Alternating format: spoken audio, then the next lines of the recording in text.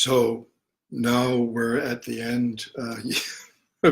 It's gone on longer than I had projected. If you're still with us, I'm very grateful. If not, then hopefully you'll be viewing this at some later time, since I'll continue to have it archived on Facebook, and also I'll put it on Spoken Words of Power, my YouTube channel, in a few days. The fifth and final segment of this presentation to Dragon Bone Broth is on the nature of magic, magical beings, and the structure of the magical world. I've shared this with a few friends, but we're revealing it here for the first time in limited, controlled form. And I'm going to read to you again from the script, which I'll post on wordsofpower.earth in a few days, the full text of the talk, right? But this is going to be an exercise in creative imagination, if you will. Journey with me. Imagine it a novel of magic realism, like Elizabeth Allende or Eva Luna, or Labyrinth, the great Chilean author, or Autumn of the Patriarch, or one of the great books of magical realism. In that vein, work with me on this, follow with me on this. We're a research team of occult anthropologists from the ancient future. And we are identifying and classifying magical species indigenous to Gaia in the early 21st century. We are based in a secure, undisclosed location, relying heavily on the works of J.R.R. Tolkien and J.K. Rowling as source material. We immerse ourselves in social media, searching for specimens to catch, examine, tag, and release. One team member is scrolling through Instagram, another is scrolling through Facebook, another is spelunking in YouTube. Occasionally, one of us will encounter an intriguing countenance or an unusual aura and call in our fellow team members to work together in an attempt to classify this creature. Magical or muggle? And if magical, which species or subspecies? Is it entity afflicted? Is it a hybrid? These are excerpts. What I'm going to share with you now is excerpts from our field journals, research notes from our field journals. First, a few. This is Morgan Le Fay with a jar of herbs. So, the human, with homage to J.K. Rowling, will say there are human species, well, actually all species, but I don't want to digress, but we'll just focus here for human species. We can say muggle or magical. That's the first decision point in our attempt to classify. Magical or muggle. Definition of muggle is pretty straightforward. If we go to History of Magic by Bathilda Bagshot, again, courtesy of J.K. Rowling, we will learn that the definition of a muggle, non-magic people, more commonly known as muggles, particularly afraid of magic in medieval times, but not very good at recognizing it. That's Bathilda Bagshot's definition of muggle. Now, I want to say a few words about muggles. So, muggles don't recognize the magic all around us. They don't feel it or hear it or work with it directly, at least not naturally or as second nature. And when confronted by it, their response is typically fearful. But it's important to note, however, that our research indicates that muggles play some mysterious but vital role in the vast magical ecosystem.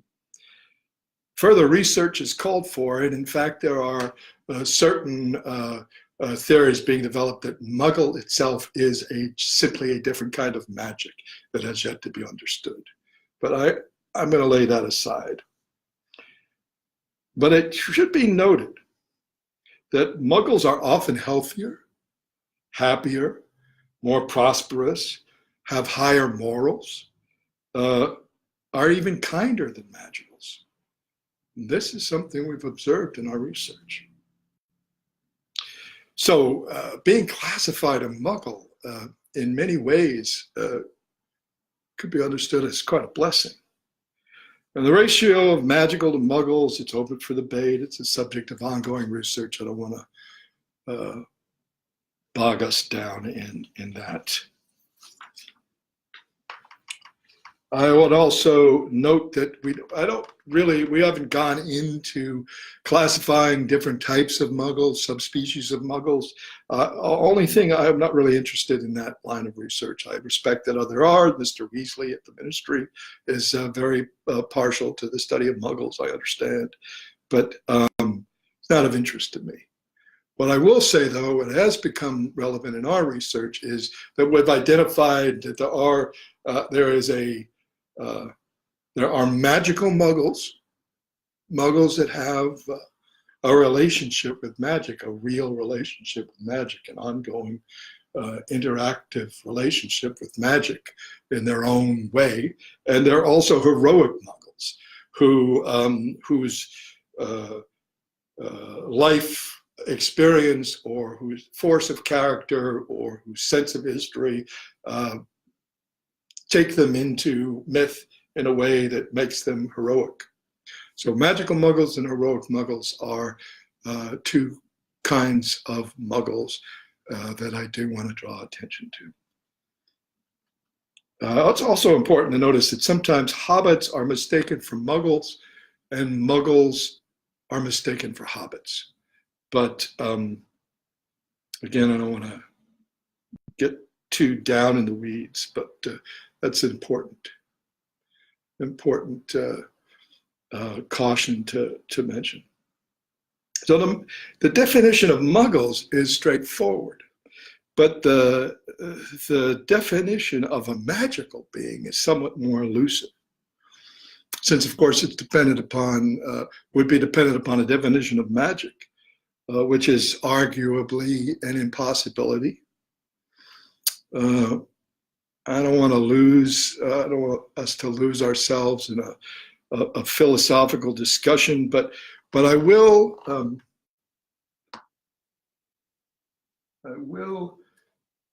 draw us to, I will point to some broad contours of the nature of what we mean by magical by drawing on some quotes that I've put together for you from various sources that I think are kind of useful.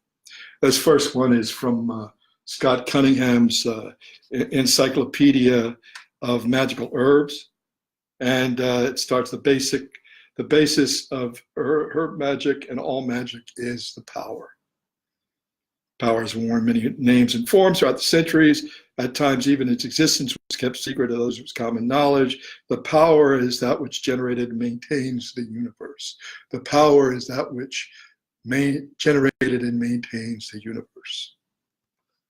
Well, these quotes will all be in the text version, which I'll post online. The second quote is from the great Ursula Gwynn from her Earthsea trilogy from Wizard of Earthsea, and she says, all power is one All power is one in source and end. All power is one in source and end. My name, yours, the true name of the sun, or of a spring, or of water, or of an unborn child, all are syllables of the great word that is very slowly spoken by the shining of the stars. There is no other power, no other name.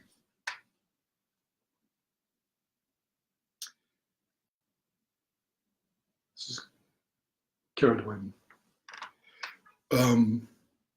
The next quote is from Starhawk, the great witch Starhawk.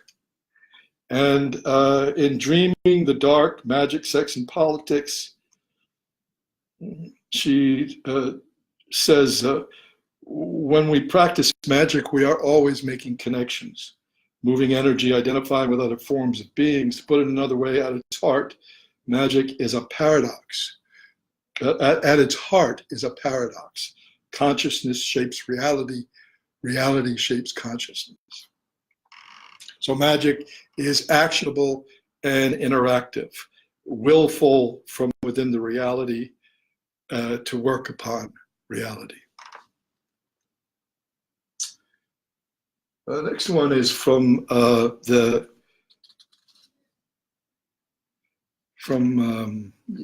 Julia.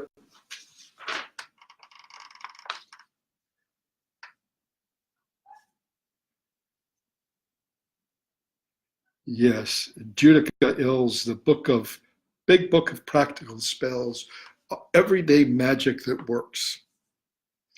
And in it, she says, the bottom line is that magic is communication. Communication between yourself, the earth, and all other life forms with whom we share our Mother Earth. Bottom line is that magic is communication between yourself, earth, and all other life forms with whom we share our Mother Earth. This is Kiki Smith's Lilith sculpture. Very powerful, very important.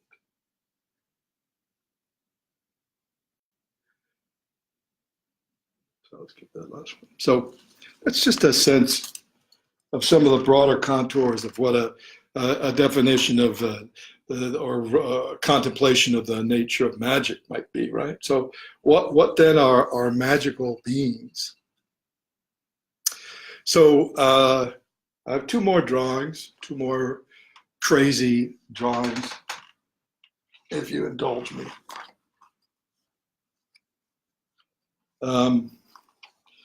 Just to communicate something about the structure of the magical world.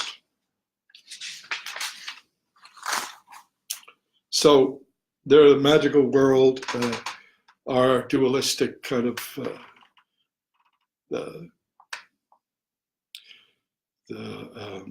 superficial structure of the dualistic, the magical world and the muggle world.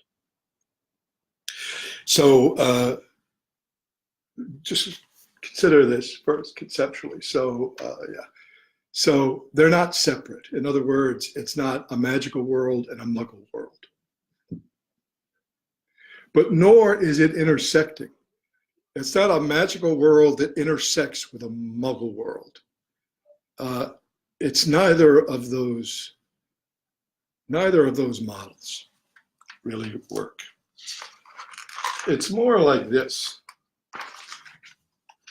The magical world and the muggle world occupy the same space. The magical world and the muggle world occupy the same space. And within that world are the magical creatures, all the magical species, which we have classified as the children of Lilith. And the muggle species and subspecies, which we have classified the children of Eve. Now, to go farther into that, you have to take the story of Genesis from the Old Testament, that patriarchal work, the Old Testament, and turn it upside down, pull it inside out, And then you could begin to read it backwards and get to what we're talking about when we say that the magical folk are the children of Lilith and the muggles are the children of Eve, but both are essential to the ecosystem of life on our planet, right? So they occupy the same space. It's just that that space is experienced differently, viewed differently. Maybe, there's reality with a large R, capital R, reality with a small R. The Muggle reality, perhaps you could say, was a small R. The magical reality, a large R. Again, speaking generally. And you could say that the Muggle universe is the three-dimensional space, three-dimensional universe we all share, height, width, depth, and linear time, which we count as the fourth dimension. But then in the magical universe, there are multiple dimensions, right? More, further, greater dimensionality. Not known in fullness or even partial knowledge of even magical creatures, but it's in the nature of the structure of the world, right? So there's the children of Lilith, who are the magical beings, the children of Eve, who are the muggles, and there's also the elementals, right, who are the forces of nature, not really. Sometimes they're mistaken as a magical species, one or another, the undines and the sylphs and the salamanders, and but they're not. They're elementals, forces of nature, which are interacting. And then there's what we call in our research, we've come to call the toxic entities. And by toxic entities, so we don't call it dark entities, right? We don't call them dark entities because we've broken up that table of erroneous correspondences that we talked about in the first, in the third section, right? That we've broken up that table of erroneous correspondences. So dark is no longer associated with evil. So for sake, and evil is a charged word. So for our purposes in our research, we're calling it toxic entities. So a muggle or a magical being could be entity afflicted, could be afflicted by a toxic entity or multiple toxic entities. And we, in the text version, which I'll post online in a few days, a week or so, at wordsofpower.earth, you will find a description of how that, our theory of how that all works. Children of Lilith, children of Eve, the elementals, and the toxic entities. And you say, well, what about the other species? Well, our research indicates that just as there are magical humans and muggle humans, there are magical four-leggeds and muggle four-leggeds and magical winged creatures and muggle winged creatures. This is something that grows across all species, just as sentience goes across all species. Although one form of sentience cannot necessarily recognize the sentience in another form, it's there. So, the structure of the magical world. So then, working with all of that, this is amazing, painting Lillian Braca, Lilith the Snake with her goddess self, 1995. You can't really, it doesn't really do it justice with the light on the monitor, but you will see it when I post it online. So all of this leads to a kind of taxonomy of magical creatures, and the reason that this team of occult anthropologists has come from the ancient future to classify, identify and classify types of magical creatures in the 21st century of Gaia. So these are some of the species that we've identified so far.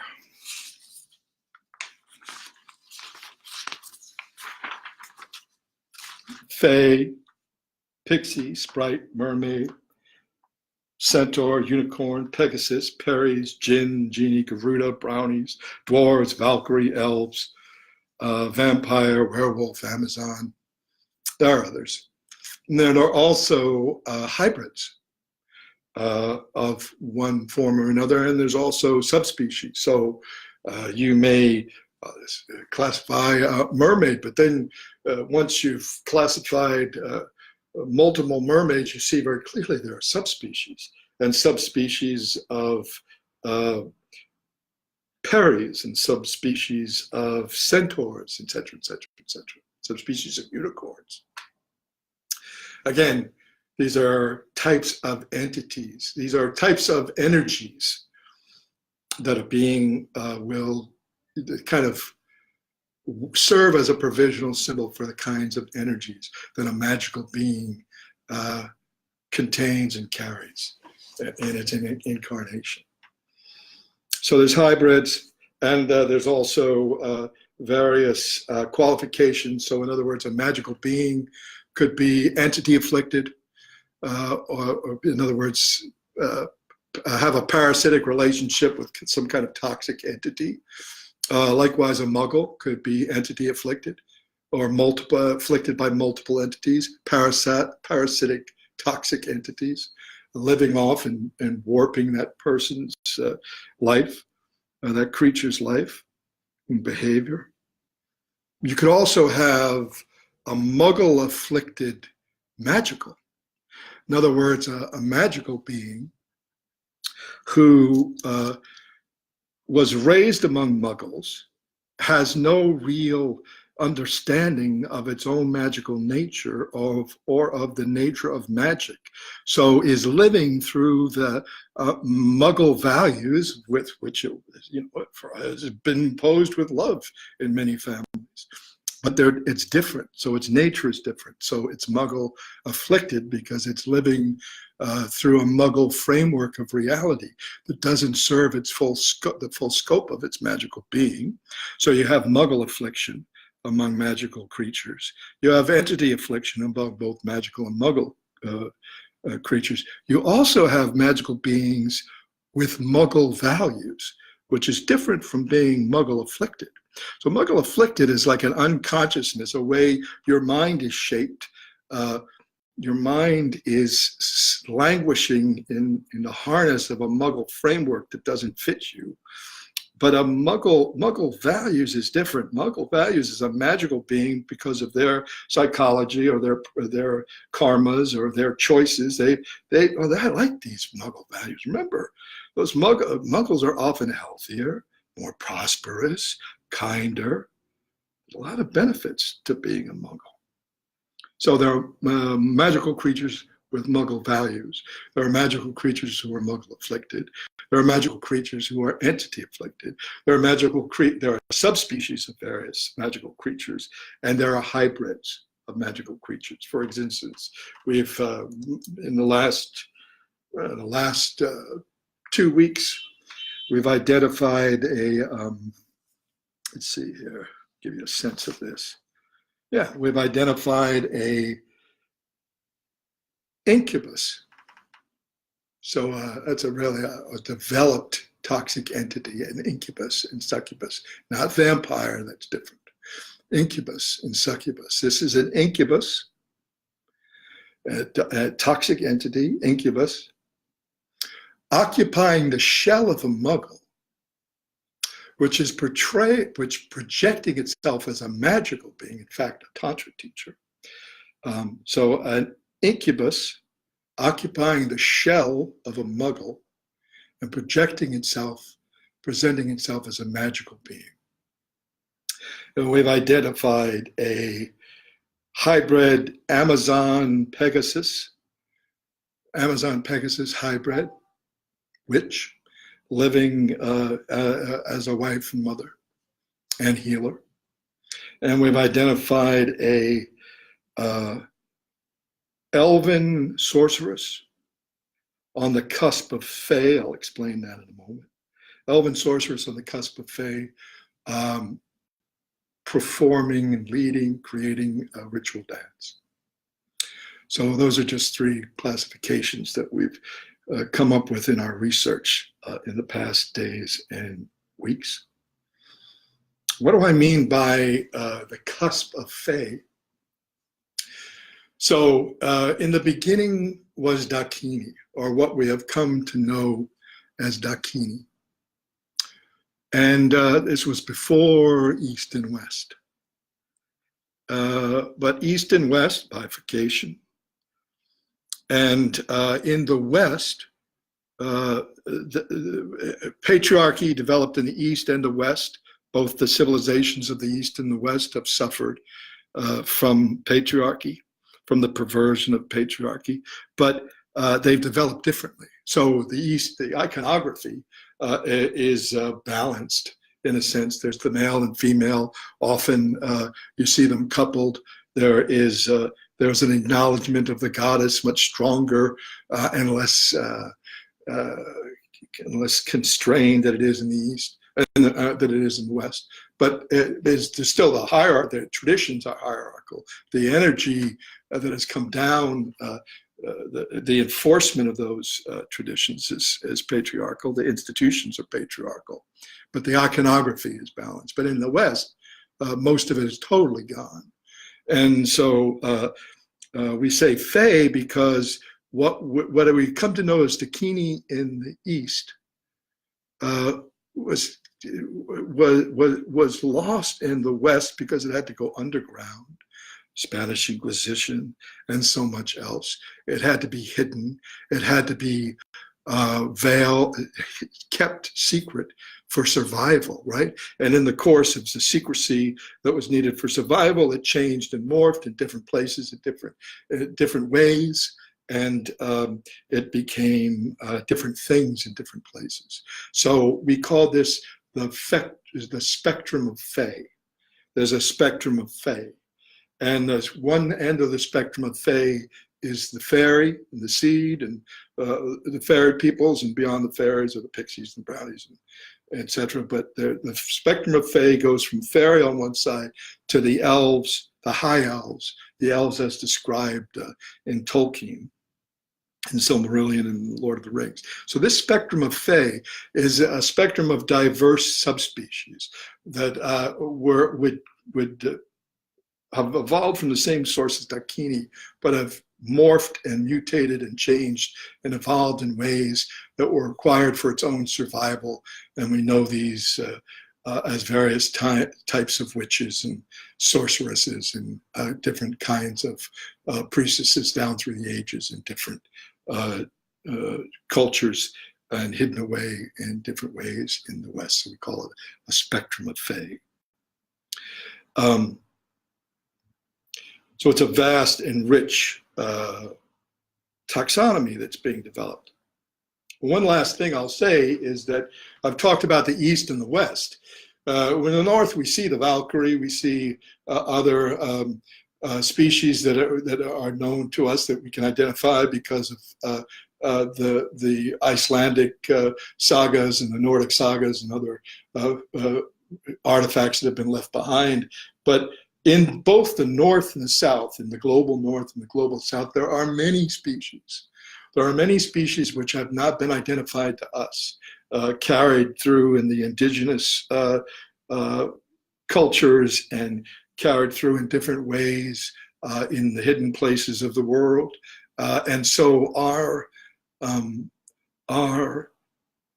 ability to classify, to identify, to classify species and identify individuals as this species or that species is somewhat limited by the body of knowledge we have, which is largely East and West, North, some South, but not nearly the vastness of what's out there.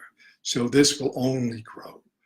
And what we know now is a jinn or pixie or Garuda will expand exponentially as we go deeper, as knowledge of different tribes and different mysteries are revealed in the course of our research.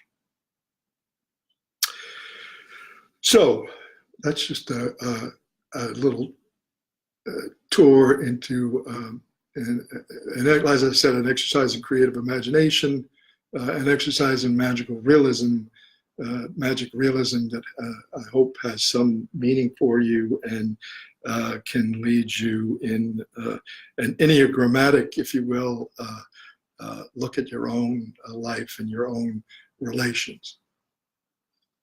And I'll close with a poem that was written after the publication of Words of Power and after the publication of I, the Dragon. I will close with a new poem, and a few months old now, late last year.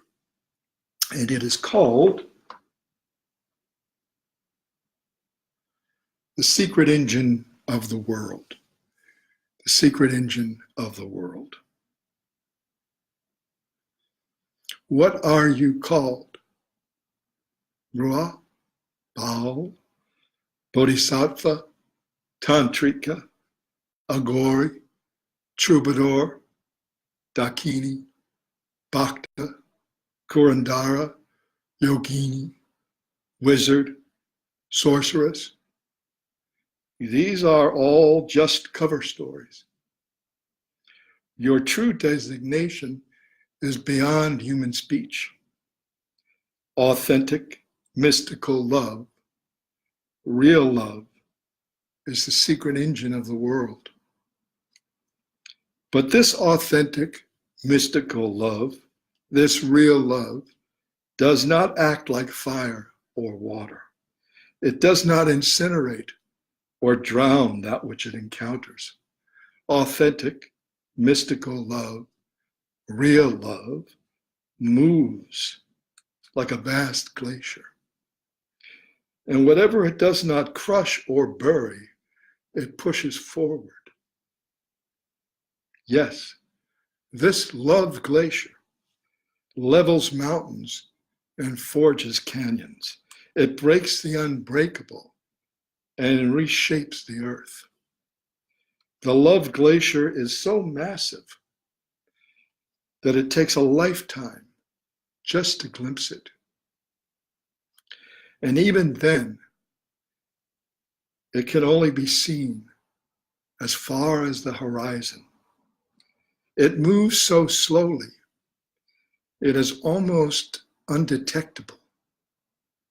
And so it takes a lifetime to measure its grinding progress. Its grinding progress. Authentic, mystical love does not act like fire or water. It does not incinerate or drown that which it encounters. This love moves like a vast glacier. Whatever it does not crush or bury, it pushes forward. This is the secret engine of the world.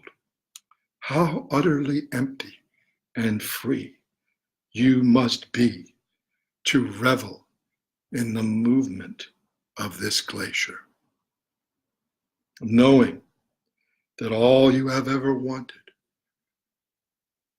all you have ever had, will be torn up and ground under, and that then, in the glacier's aftermath, there will be only a long, fathomless silence in which you will be no more than the shadow of a raven on the white stillness of a deep snow. Secret engine of the world. Thank you for journeying with me and for sharing this Dragon Bone Broth. These segments will remain on Facebook, I hope, and I will post them on my YouTube channel, Spoken Words of Power, and the full text of what I've been reading from and speaking to will be published on wordsofpower.earth. You can look for that content over the next week or two. I'll be posting them. I hope this has been meaningful for you, and you can find my books at Amazon.com. Oma Hong Benzaguru Pema Siddhi Hong.